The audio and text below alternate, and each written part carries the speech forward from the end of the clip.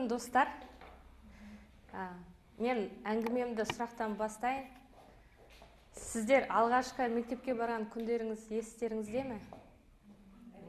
Менде есімде, мен есімде. Маған да бұл күн бір ерекше болды. Жаңаға өзім туып өскен аудандық орталық, бірінші сыныпқа келдім. Отбасымызда қазақша сөйлестік, мектеп орысша. Сабақ басталды. Мұғалімнің әңгімесі, сыңғырлаған дауысы сондай әдемі. Мұғалімді тыңдап отырып, мұғалімнің сабағында сұрап жатыр ұстазымыз. Дети, подскажите, какое это животное? Балалар қолын көтеріп, шулап, шыдай алмай біреулері жауаптарын айтып жатыр.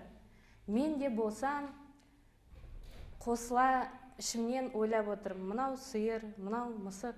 Бірақ орысша айта алмаймын. Әйтеуір бір көптеген 100 суреттің ішінен бір суретті көріп, мен білемін, корова. Сол бір сөзді ғана білдім. Ары қарай күнделікті сабақтар басталды.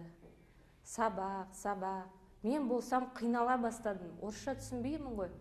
Қыздар қуана келіп, блуз купила десе, мен оны үстіндегі шалбарын алдыма деп, шалбарын киіп келсе, мен үстіндегі көйлегін айтып жатырма деп, өзінің ішіндегі ойлаған сөздерімді айтып, бір-екі апта өткеннен кейін ол басқа зат екенін түсінем.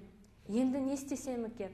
Анама келіп, анам, көмектесші деп көмек сұрадым. Анашым, уақытым жоқ деді.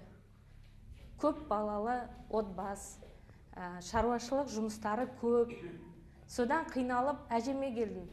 Әже, көмектесші, ештеңе түсінбеймін. Әжем маған, сен оқуға бардың ба? Оқу қиын. Мынау құдықты инемен қазғандай, өзің оқы деді. Содан әжемнің сөзі батып, жылап отырып, ешкім көмектеспейтінін түсіндім. Жаңағы құдықтың тереңдігін өзімді бұлай елестетіп көзіме шошып, одан сайын жылап отырмын. Енді не істеймін деп.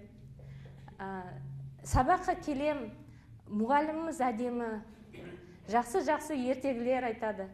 Өзім арманым мұғалім сияқты әңгімені солай тоқтамай, қызықты қылдырып айтсам екен деп. Жаңағы даусын айтқанда бірде-бір ертегінің ішіне кіріп кеткенде елестетесің, бірақ бір заттарын түсінбей жатам. Не істесем болады деп. Бір күні қолыма әдемі суреттері көп Пушкиннің әңгімелері түсті. Сол кітаптан басталды. Кітап деген достарым көбейді. Бажовтың кітаптары, Андерсондар ертегілері, Грим ағайындылардың ертегілерін оқып, менің де тіл байлығым көбейе бастады. Бірақ мұғалімім, жаңағы филолог, орыс тілінің мұғалімі қатал болды. Қаншама тырыссам да, түгел сабақтан 5, орыс тілінен 4. Енді арасында болады күнделікті 4, 5, 3, 5 солай. Бірақ жылдық 4.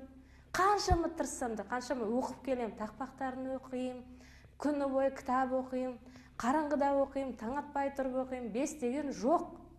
Бірақ 5-терім пайда болды институтқа барғанда.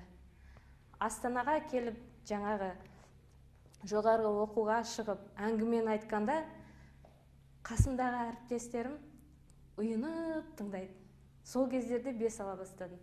Содан қарасам, жұмысқа шыққанда да бәрі жақсы, мамандығым жақсы, мамандығымда да 5. Содан қарасам, неміс тілін тез үйреніп алып, жартақ жылда оқып, Германияға барып, жаңағы мамандығымда артырақ келдім. Мамандығы артырақ келіп, мұғалімнен шыдамай ауылға звондап сұрадым ғой. Апай, сіз соншама тырысқанда маған неге 5 қоймадыңыз? Сонда мұғалім тұрып айтады. Құдай тілді 5-ке біледі. Мен сенің мұғаліміңмін, ұстазыңмын, тілді 4-ке білем. Сен менің оқушым болғандықтан сен 3-ке білесің. Солай апайды жақсы көргеннен ойнап күліп, ол әңгімені ұмыттық. Жылдар өтіп жатыр. Мен ары қарай білмеген заттарында кедергілер түскен кездерде жаңағы жолдасымнан ажырамадым. Кітапты алып, біреулер айтқысы келмей, бөліскісі келмейтін болады ғой енді, өзінің кәсібін бергісі келмейтін, жаңағы өзің үйрен дегендер, сонда алып кітаптан бастаймын да, сөйтіп кітап менің жолдасым болды. Өйткені кітаптың ішінде түгел адамның тәжірибесі, оның ішіндегі ойы, мына кітапты не үшін жаздың деп, сөйтіп алған кітапта маған сол тәжірибесі көшетін болды.